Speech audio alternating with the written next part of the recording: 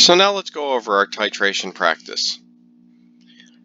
And we start out pretty straightforward. In our first three problems, we're dealing with monoprotic acids, which means that the ratio of acid and base will be 1 to 1.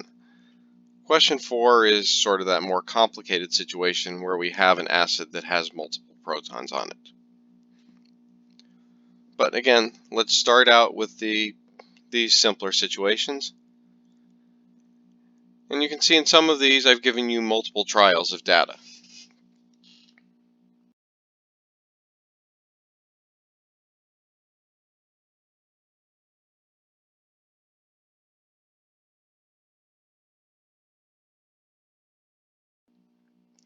And this is approximating what we would typically be dealing with if we were actually doing an experiment like this.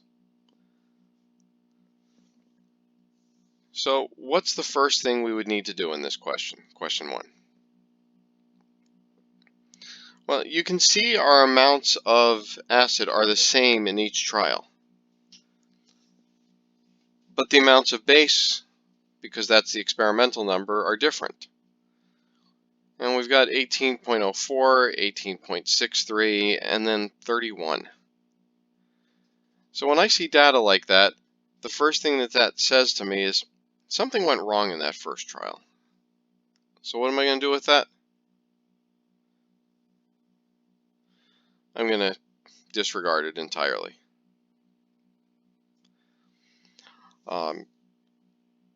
Now, if I were actually doing this in the lab, and I run 3 trials like this, that first one was terrible, or one of them was that far off, I would now need to run a 4th trial to make up for that.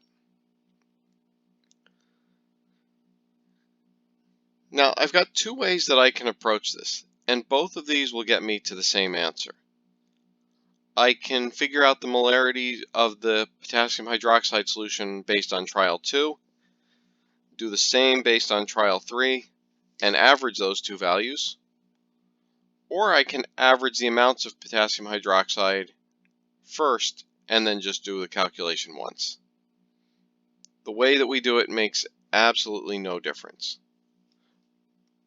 But right now, while we're still getting used to this, I'm going to do it the first way. I'm going to calculate a molarity based on trial 2, do the same thing for trial 3, and then we'll average the results.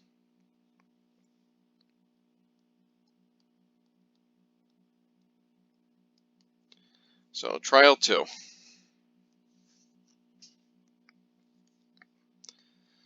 So for the nitric acid, we have 20 milliliters. And it's 0.4 molar.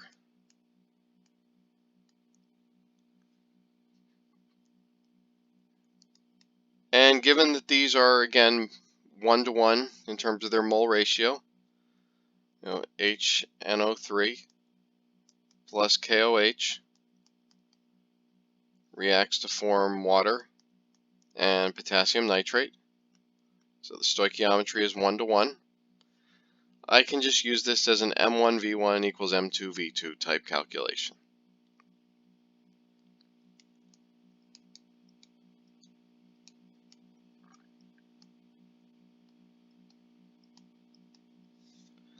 And then I just have to solve for M2, which is 0.429 molar. I can do the same thing for trial 3. The only thing that changes in this calculation is the amount of KOH.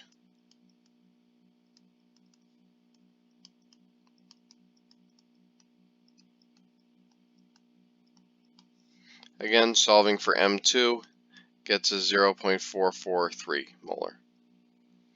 And so then I just have to take the average.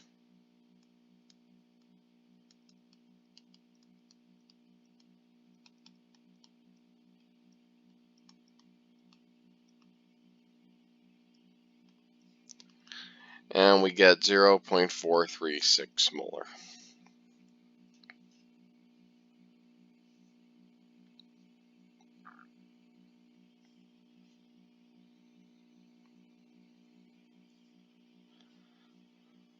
All right, question 2 is another strong acid, strong base. And again, it's one where the ratio is 1 to 1. So what do we do here? First step, again, we have clearly a bad trial 4. So we make it go away.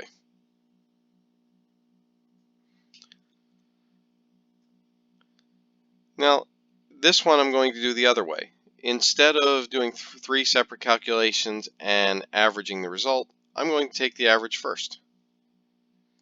So 4.33 plus 4.47 plus 4.31 divided by 3 gives us an average of 4.37 milliliters. And now I only have to do one calculation. Now we can do this as the M1V1 equals M2V2, but I'm also going to show you a second way that we could do this. So how many moles of HI do we have? Well, we have 27 milliliters, or 0.0270 liters. And if we multiply that by the concentration of 1.3 molar, we find we have 0.035 moles of HI. Now again, this is a 1 to 1 ratio, so I can say that 0.035 moles of HI times 1 mole of lithium hydroxide over 1 mole of HI gives us 0.035 moles of lithium hydroxide. And then finally, the concentration of lithium hydroxide is equal to that number of moles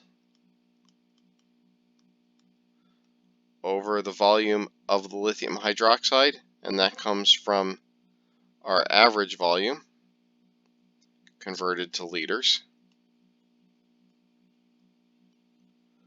is equal to 8.03 molar.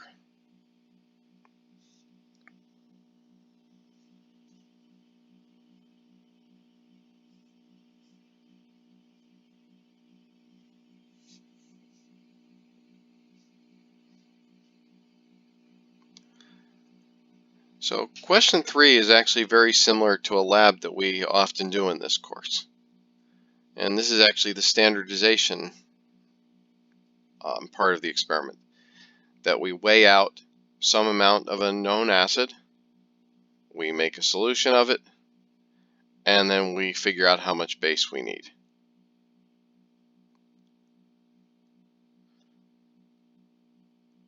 So we can take our amount of acid, which is 2.465 grams, and we're always going to need moles.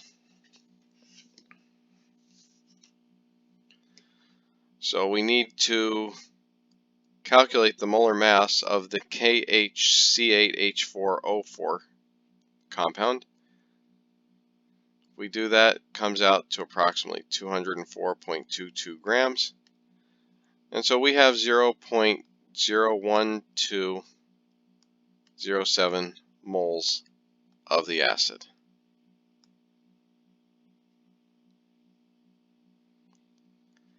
Now again, our acid-base titration here is 1 to 1, so this will correspond to exactly that many moles of base.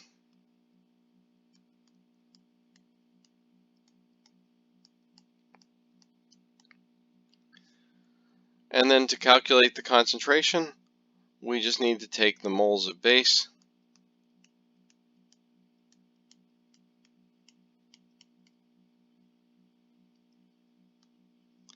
and divide it by the volume of base, which is 42.5 milliliters, converted first to liters,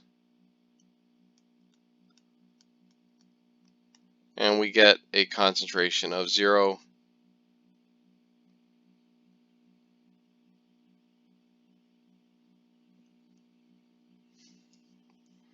Hang on, let me check my math here.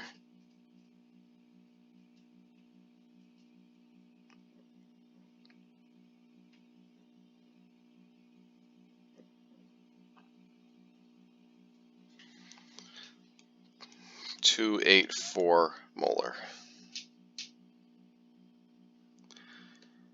So we've had 3 different titration problems and we've approached them 3 different ways. Why have I done that here? Well, it's to show you that we have different strategies that we can use to solve these problems.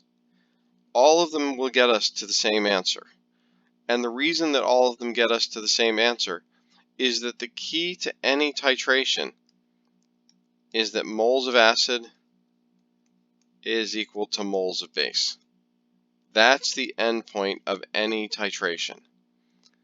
And that's why the order in which we do the calculations doesn't really matter, because we're doing the same steps in every one of these calculations. If you go back and look, at some point in each of these calculations, we've set our number of moles equal. In this first question, we set it equal here by using our M1V1 equals M2V2 calculation. In our second question, we actually did the stoichiometric conversion. 1 mole of lithium hydroxide is equivalent to 1 mole of HI for this reaction.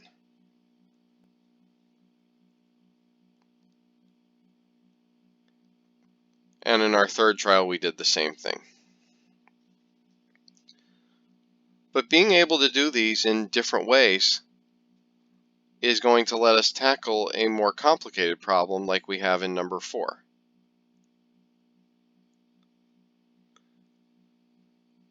So what's going on in number 4?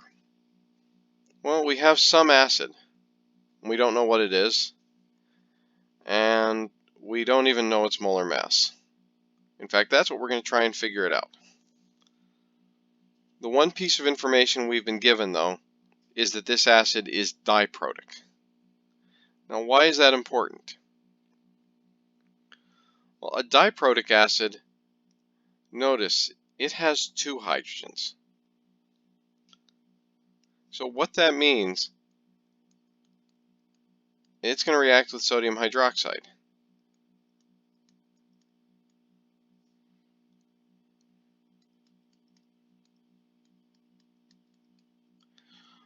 But it has a second proton it can give up.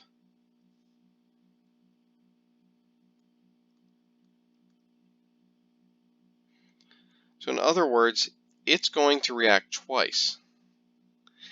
And it's therefore going to need 2 sodium hydroxide to react with it. So that's something we will have to account for in our calculations. So the first thing we need to know is how many moles of sodium hydroxide do we have?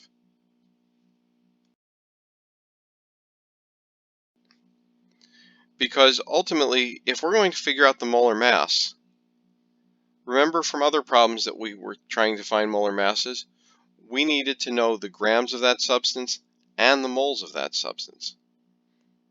Well, we already know the grams. The mass is given. So we need to find moles. And we know we can do that from a balanced equation.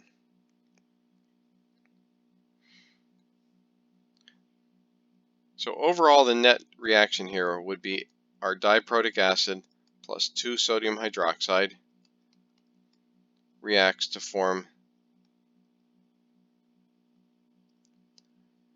this disodium salt plus 2 molecules of water. This is the key part, 1 to 2. So how many moles of sodium hydroxide do we have? Well, the sodium hydroxide is 0.235 molar. And we have 37.45 milliliters. So we convert that to liters.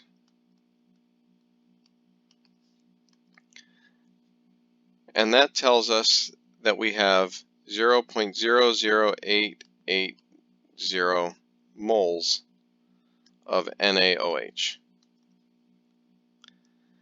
Now, this is where our stoichiometry comes into play. So 0.00880 moles NaOH, we can use our balanced equation now to figure out moles of acid.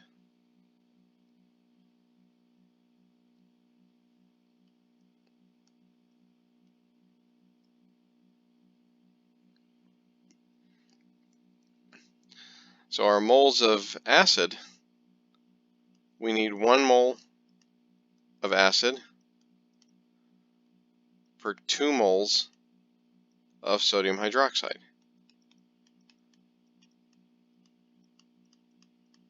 So we have 0.440 moles of acid. So finally now, what do we do to find the molecular weight, the molar mass? Well, we take the mass of the acid, 0.647 grams, and we divide it by the number of moles.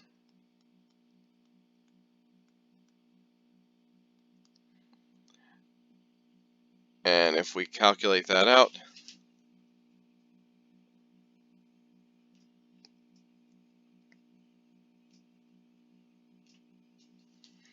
we get to 3 significant figures, 147 grams per mole.